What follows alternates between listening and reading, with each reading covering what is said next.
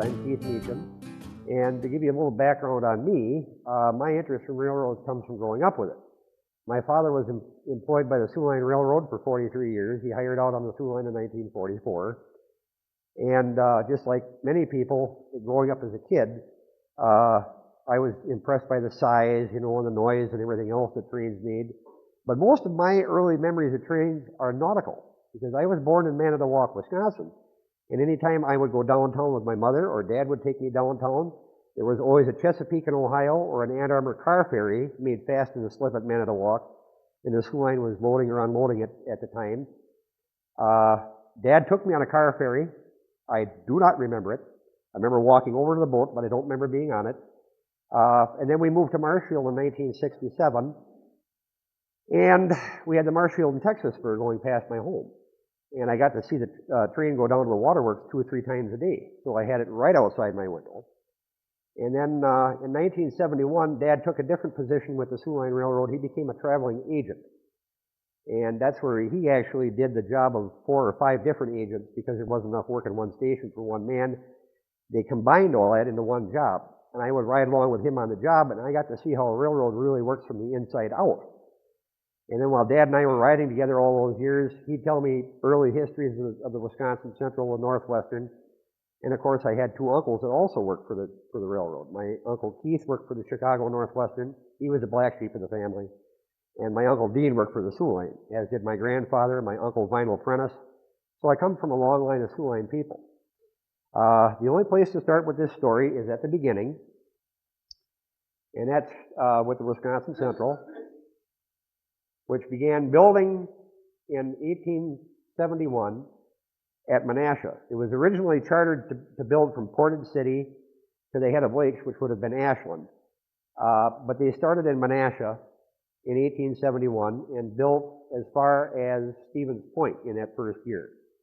In the winter of 1871-72, they bridged the Wisconsin River and began building from Stevens Point to a point called Waltham, which we know now, or Salem, which we know now as Colby. Beyond that, as soon as they got to Marshfield, well, Marshfield began to grow. And the business leaders of this community knew that you had to have some sort of transportation to make Marshfield continue to prosper. And the Wisconsin Central is one way to do that. You could go ahead, Vicki. As I said, they began building at Menasha. I still have no idea where Norwegian Island was. And since I gave this talk back in April, I've been looking for it. I can't find it. But you'll see there's a lot of communities on here that in 1871 didn't exist, like Auburndale, Milltown, or Mill Creek, that became Millador. Then you have Marshfield. Waltham became Spencer. Brighton, that became Unity, and Salem became Colby. There's also one missing on there, and that's Romeo. And everybody here knows where Romeo is. You've been through it many times. When you go north on Highway 13 and you get to the intersection of 13 and 153, that is the community of Romeo. You can go one more. This is the original construction of the Wisconsin Central in 1871 and 1872. And I have Romeo on mine. They have Romeo on theirs. You can go to the next one. It was founded in 1840 originally. And their whole idea in the beginning was to take advantage of government land grants that were available, not so much around this area as when you started to get north of Medford, then you started getting into government land grants. Most of the land grants were like in Sawyer and Russ counties. But after they didn't do anything for nearly 30 years, the government says, hey, we want that land back. So they immediately reformed the company in 1870 to take advantage of those land grants, which they were able to get back, and that's when they began building west from Menasha. I covered it okay. They reached Marshfield in June of 1872. These 4 happy gentlemen are the original founders of the Wisconsin Central. And of these 4, Judge George Reed from Manitowoc probably had the most honorable intentions of all of them in building. He knew that building railroads through Wisconsin would make Wisconsin prosper. Gardner A. and Charles Colby signed on early on, and they brought on Elijah Phillips. Elijah Phillips and the Colbys are actually the ones who built the Wisconsin Central. The unfortunate part is Elijah Phillips was actually brought in to get rid of George Reed. He had more construction knowledge than Judge Reed did. The three of these men then engaged in a period of where they almost ran the Wisconsin Central into the ground by 1877. Exactly what they did, nobody really says. This photograph, we think, those of us in the Sioux Line Technical and Historical Society believe that this is what Marshfield's first depot looked like. This is very typical of the structures that the Wisconsin Central threw up. Millador is probably the only one that remains from that original construction. We think that Marshfield's original first depot looked like that. There's no photographs or drawings of it. We don't know. But going by the dimensions that we can find in the archives of the Sioux Line Historical Society over in Neenah, it's sure bet it's probably that building right there. This also shows some early flat cars owned by the Wisconsin Central. I'm not really sure where this is taken. I wish I could tell you that was Marshfield, but it's not. This is a typical Wisconsin Central freight train from the period. Notice it's Lincoln pin couplers. It looks like they probably got this engine converted over to coal.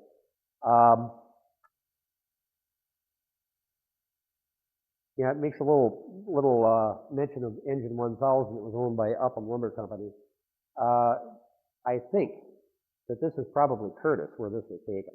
I'm not really sure. Next.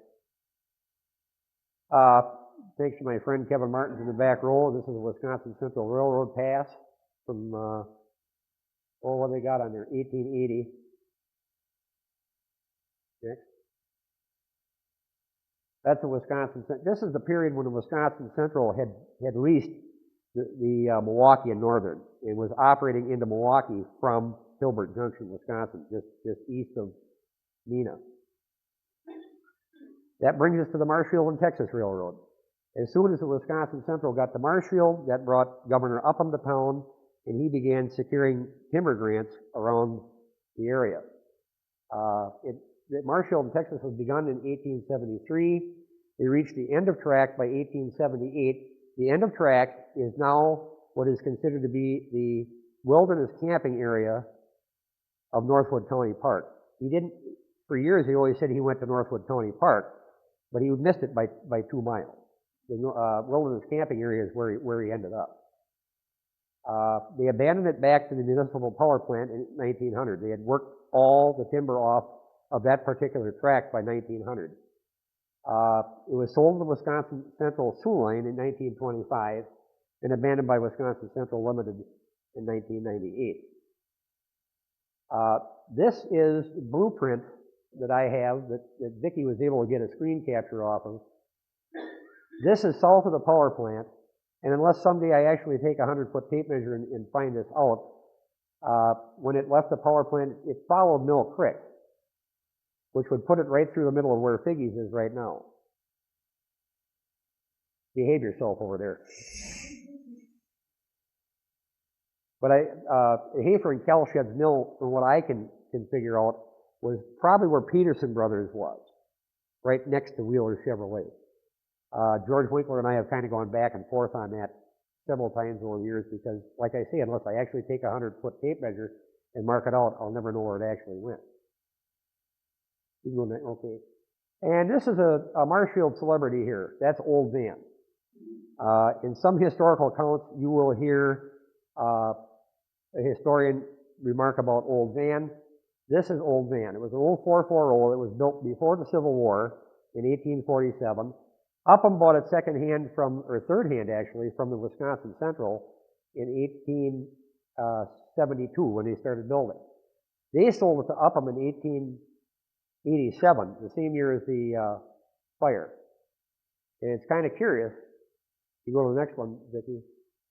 This is Old Van on the Marshfield in Texas. This is actually at Park Street. It's the only place where I could peg where the tracks actually were. And in this photograph, she's still lettered Wisconsin Central. And on the cab, it says Marshfield. They never had an engine that was named Marshfield, so we don't know if that was just on there because Upham was leasing it at the time, because until he actually needed a real locomotive, he leased all his power from Wisconsin Central. Bets are they always gave him this one because it was old. That's the best thing you could say about it. This is a typical log. Whoop.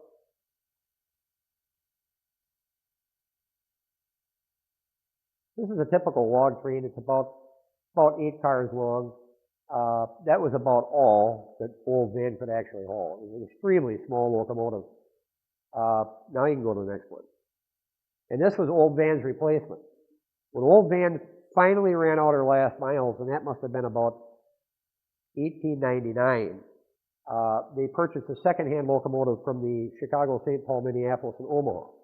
It had originally been their, I think, number 69, and for some reason, Upham had a fetish for anything that had to do with Cornelius Vanderbilt, and he was the guy that had built the New York Central. He numbered this 999, but this locomotive would never beat the time of the original 999. This was strictly meant for hauling. It wasn't meant for running. Next. And this is Upham's last locomotive that he bought from the Wisconsin Central. This is the 1000. This photograph was taken somewhere on his Goodrich branch that came off at Athens and ran up to Goodrich. He had timber holdings around the Goodrich area as well.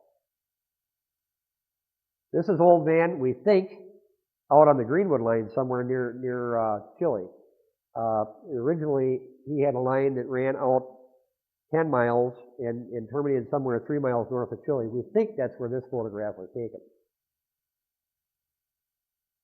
This is actually the original power plant as Upham had built it. And that brings us to the Clark County Extension, which later became the Greenwood line. Originally, Upham had built, beginning in 1878, and he built out about 10.5 to 11 miles. He ended up somewhere 3 miles north of Chile. It became a component of what the Wisconsin Central wanted to build to try to shorten more mileage between Marshfield and Chippewa Falls, what they call the Marshfield Cutoff. It was actually part of a 5-pronged project list, one of which was the new bridge at Somerset over the St. Croix River. Then there was the Spencer Owen Cutoff in there. Then there was the line to Superior, and then of course this particular portion that was never really finished. They had an agreement between Upham and the Wisconsin Central that if Wisconsin Central wanted to use that, they could, as long as they upgraded the track to mainline standards. Otherwise, all you had was a typical logging line that just laid on top of the ground with no roadbed, which Wisconsin Central had no problem with. And part of that agreement was Upham could run his trains on it anytime he wanted to. So beginning at about, must have been proposed the first time in 1887, but I don't think they actually began to build from milepost 8, which is just about a half a mile west of where the Yellow River is crossed by the line. They began building at milepost 8 to the northwest, towards Loyal and Greenwood. It got as far as Greenwood by 1893, and then we had the panic of 1893, as well as the Interstate Commerce Commission stepping in to look at some improprieties between the Northern Pacific lease, the Wisconsin Central, and the Wisconsin Central, and it stopped at Greenwood, and that's where it stayed until 1982. This is the original Loyal Depot. That burned in April of 1917, and was replaced with a much larger building. That brings us to the Chicago, St. Paul, Minneapolis, and Omaha.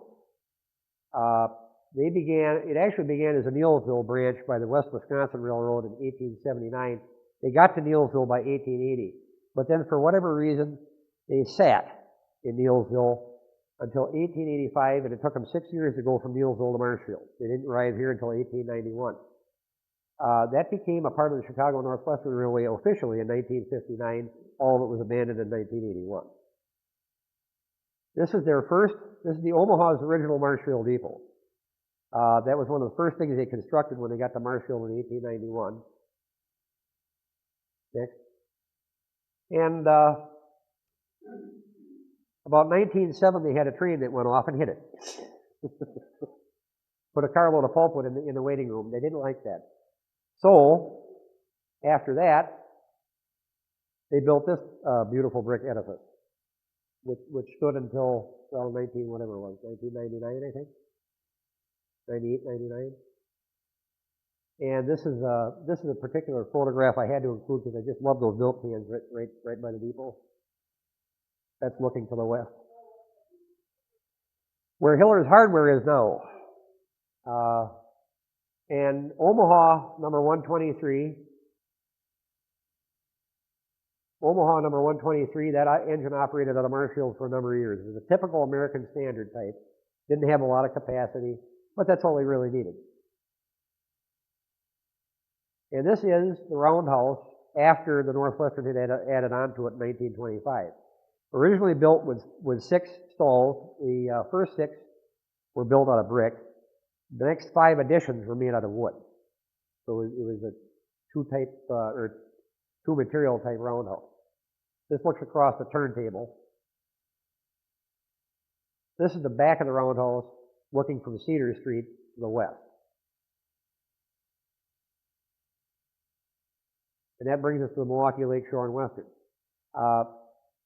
You got my friend Freddie on there? The Milwaukee, Lakeshore, and Western was originally chartered in Manitowoc in 1856 as the Milwaukee and Mississippi Railroad. They had begun building in Manitowoc, but the residents of Manitowoc didn't think at the time that they wanted a railroad, so it stopped. That was the end of it. When new interest took it up in 1872, they became the Appleton and New London Railway. They began building it really in 1872, going both directions. The branch to Wausau, which eventually came to Marshfield, was begun in 1880. They didn't begin undertaking any more further building until you got to 1890, and then they got to Marshfield in 1891. So the Omaha and the Milwaukee, Lakeshore, and Western all got here at the same time. This became a part of the Chicago Northwestern in 1893. It was abandoned by the Northwestern in 1982. And this particular screen capture shows the original Omaha connection to the Wisconsin Central.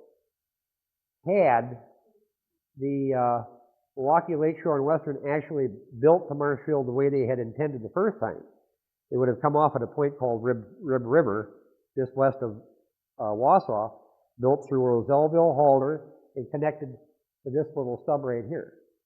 But that's not the way it worked.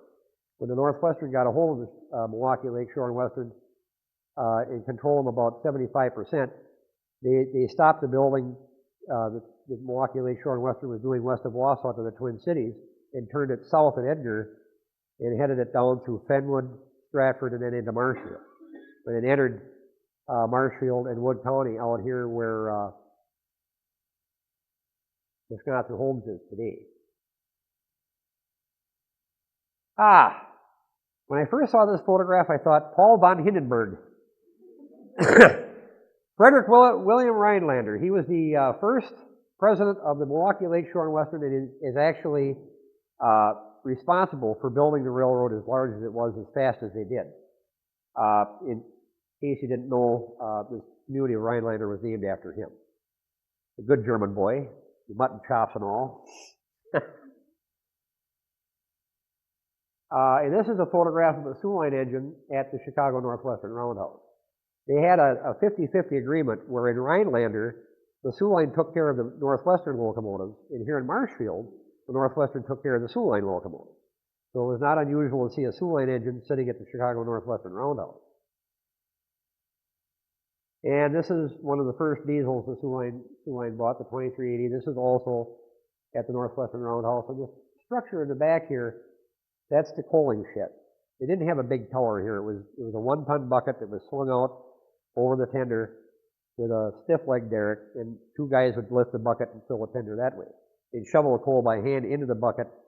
The only thing that was air operated was the hoist, and that was it. Rudimentary at best. Another early Sioux Line engine. This is on the Northwestern turntable, and this gentleman right here is the late Bob Lotz, where a lot of these black and white photographs came from. He worked for the Chicago Northwestern.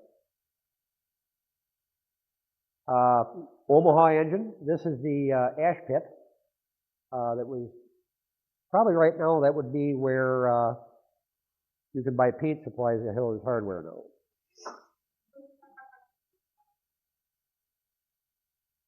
And of course, this is today's Nuts Deep 2. This is an Omaha engine number 417 crossing Central Avenue. Notice that really modern crossing device right there. Oh yeah, my favorite photograph. This is engine 5000A. Northwestern only owned one engine like this, and they used it on the Marshfield line to Fond du Lac. One day, it was sitting in a roundhouse, and the air bled out of it because it was sitting there, wasn't idling. The air bled out of the brakes. It rolled through the door and hit the edge of the turntable. Judge George Reed, well, as I mentioned earlier, he had an interest in founding the Milwaukee, Lakeshore, and Western. As I said, his intentions of building railroads in Wisconsin was quite honorable. Can't fault him anything there. That brings us to the Port Edward, Centralia, Northern, also known as the Pecan. Because if you take each of the letters from the names in its corporate name, you will come up with the word pecan. And for the short existence it had, it was always referred to as the pecan. It later became the Marshfield and Southeastern. This was a project of the late John Edwards, who owned the Edwards Sawmill in Port Edward. He got mad because they sold his interest in the Wisconsin Valley line to the Chicago, Milwaukee, and St. Paul, and he decided, well, I'll build my own railroad. So he did. They reached Marshfield in 1896 and connected right behind the library with the Wisconsin Central. In 1897, they ran the reorganization court 2 steps ahead of the Wood County Sheriff to emerge as the Marshfield and Southeastern. They sold to the Wisconsin Central in 1902, and actually the Pecan, the Wisconsin Valley, and the Princeton and Northwestern really should be pulled together. But for the interest of keeping things apart, we'll do it one at a time. It was abandoned by Wisconsin Central Limited in 1990.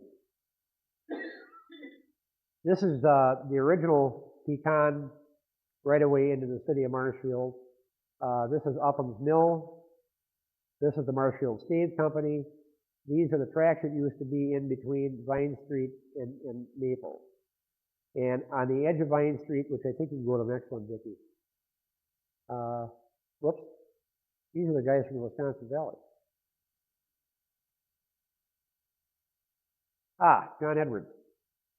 He was also instrumental in forming Wisconsin Valley, but as I said, he got mad because he sold his interest in his railroad out from underneath him, so he started the Pecan. You go to the next one. This is a typical Port Edward, Centralia, Northern boxcar. This is number 6. That's all the boxcars they own. This is this is the turntable. This is the Pecan turntable at Vine Street. Up until they built Veterans Parkway, you could still find that ring where that turntable was in the gravel. I went to my dad and I said, was there ever a turntable at Vine Street? He said, what are you talking about? So I took him down and he says, well, that must be what it was. And he had a heck of a time getting this thing out. Those pit walls were thick. They had to pound away on it for a couple of days before they could take it out in pieces.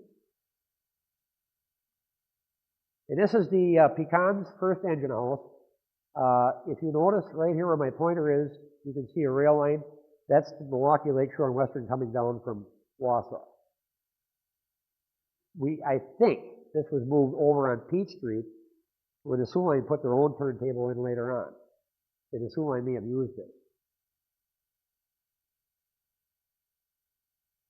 Well, Alma Frisbee. There was a spur on the Coosa line, or the Pecan. As you get out to 29th Street, it's still there. On the Soo Line, it was officially known as Spur N283. But in slang, they always call it the Frisbee Spur. It was named after Dr. Alma Frisbee. She was originally the head of the Northwood County Mental Hospital out here on the edge of town. And there it is right there. They're calling it Mid-State Spur there, but that's not it. Mid-State Spur, that's Highway 10. Frisbee is right here. And that probably still carries that name with some of the railroad guys yet to this day, because old names like that are hard put to die. This also is from Kevin Martins, my friend, Port Edward, Centralia, Northern Railroad passed in 1896. I just got to Marshfield at that time. They hadn't run the bankruptcy court yet. And here we are in 1900, just before the Marshfield and Southeastern sold out to the Wisconsin Central. And another pass from 1897 from the Marshfield and Southeastern. I can't really make this guy's name out. Is that Korth? I can't quite tell. Here we are at the Wisconsin Valley. The Wisconsin Valley was chartered in 1851. Construction started in 1872 at Toma, and built Toma to Junction City in 1873, Junction City to Wausau in 1874. They sold out to the Chicago, Milwaukee, and St. Paul Railway in 1880. All of this trackage is still in operation with the Canadian National yet at this date. Babcock, Messina, New Lisbon was built by the Chicago, Milwaukee, and St. Paul. I think that was in 1883. Toma, the Babcock Junction was abandoned in 1933. Significant to bring it up because John Edwards was one of the men responsible for founding the Wisconsin Valley. He eventually, as I said, he was not a happy camper when they sold out to the Chicago, Milwaukee, and St. Paul. So he started the Pecan. And here we are at the Princeton and Northwestern. The original Sheboygan-Fond du Lac Princeton construction was in 1870 as the Sheboygan and Fond du Lac Railroad, founded by the Sheboygan and Fond du Lac businessmen. Sheboygan and Fond du Lac was acquired by the Chicago Northwestern in 1880. Princeton and Northwestern chartered in 1890 to specifically build a line from Princeton to Wisconsin Rapids. If you ever saw a copy of the Princeton and Northwestern charter, they make no bones about being anything but the construction arm of the Chicago Northwestern to build a line at one time to Wisconsin Rapids, and it appears coming to Marshfield was kind of an afterthought. This was abandoned by the CNNW in 1983 to Ripon. Ripon to Fond du Lac removed in 1986. Well, yeah, go back to that. There's a little more to this story than what meets the eye here. As soon as the Marshfield and Southeastern emerged from bankruptcy in 1897, the Princeton and Northwestern through the Chicago Northwestern began negotiations with the management of the Marshfield and Southeastern to buy them. Marshfield and Southeastern had let it be known that they were up for sale because they'd just come out of bankruptcy, and they thought that their railroad was worth $20,000 a mile. Typical Northwestern cheap spending habits, they made them an offer of $10,000 a mile with the threat that if they didn't sell out to them, they'd build right next to them all the way to Marshfield and run them out of business. Isn't that a beautiful way to start a working relationship with someone? So for the latter half of the 1890s, it was more or less, a given that because nobody heard anything about it, and there were several Chicago and Northwestern business trees that ran over the Marshfield and Southeastern, that the Marshfield and Southeastern would sell out to the Chicago Northwestern. Then in 1902 came the announcement in all the Wood County papers that the Marshfield and Southeastern had sold out to the Wisconsin Central for the princely sum of $13,799 a mile. Well, they'd beat the Northwestern bid by several $1,000s, and I can only imagine the shock in the horror of the Chicago Northwestern when they found out what they wanted to buy had been sold right out from underneath them. So the Northwestern was basically forced into a corner, and their bluff was called, so they had to build a Marshfield. That started another war. As they began building towards Marshfield out of Wisconsin Rapids, they had to cross to get on the south side of the now Wisconsin Central tracks. And where they were going to make the crossing, the Wisconsin Central positioned a locomotive there, and every time the workers got close, they'd train live steam on them to make them stop. Then the ICC stepped in and said, no, this is legal, so they had to let them cross. And years later, when we got close to the Depression, the Soo Line and the Northwestern came to an agreement where they would own half of the line. The Soo Line would own the first 13 miles, the Northwestern would own the second 13 miles. So at milepost 13, which is just south of Arpin, they'd build a connector over onto the Chicago Northwestern. The Northwestern abandoned from Arpin to Marshfield. Sewer line abandoned from Arpin to Wisconsin Rapids. So that's how they always ended up just one set of tracks, but two railroads using it. Shall we go to the next one? Green Band Minnesota Railroad, well, that eventually became the Green Band Western. That had all kinds of names in its early years. Founded in 1856, construction didn't start until 1872. The entire Green Bay to Winona main line was built by 1873. I'm still very amazed that they went that fast. Became the Green Bay and Winona Railroad in 1875. Later, they were the Green Bay and Lake Pepin. Became the Green Bay, Winona, and St. Paul in 1883. Became the Green Bay and Western in 1896, which is what they stayed that until 1993 when they were taken over by the Wisconsin Central Limited. What Rapids to East Winona is still operated by the Canadian National. And the Marshfield cutoff. Yeah, we touched on this earlier. It was proposed to shorten Wisconsin Central Twin Cities Chicago mileage by 20 miles. It was actually a project that was pushed on by the Northern Pacific because Wisconsin Central was looked at as being the eastern arm of the Northern Pacific Railroad. And during the Northern Pacific's lease of the Wisconsin Central, they got into all sorts of these things. You got to go faster, got to shorten this. And as I mentioned, there was the Spencer-Owen cutoff, there was the line to Superior, there was the new bridge over to St. Croix, and then a small line was built to Lake Geneva out of Chicago. That was eventually going to connect with the Suez Portage line somewhere near Portage. But none of that ever came to happen because of the Panic of 1893. As I said, it got as far as Greenwood by 1893 and stopped, and that was the end of it. But had the Marshfield cutoff been built, there were plans in the works, and Vicki has put there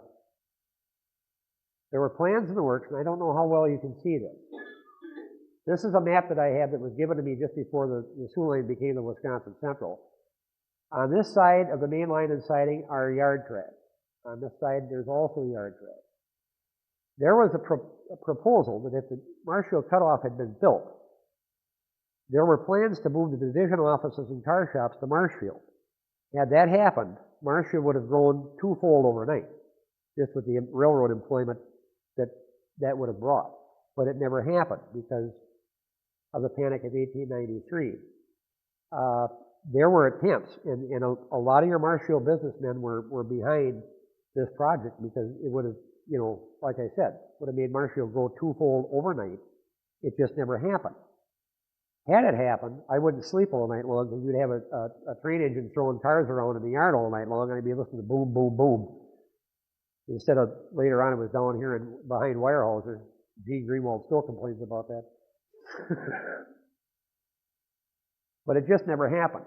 And you've got to give the founders of the city and the industrial heads of this city a lot of credit for thinking ahead, knowing that if they could get more railroad service here, that they could make Marshfield grow that much faster.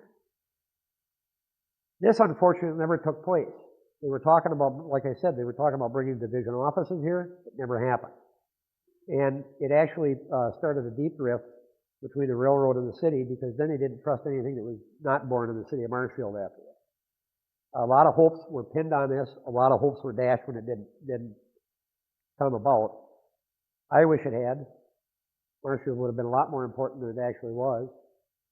But I can't imagine what the neighborhoods up in the Forest Ridge area would look like. They wouldn't be there. And that is the end of the line for tonight. I'll take questions, but I can't give you any answers.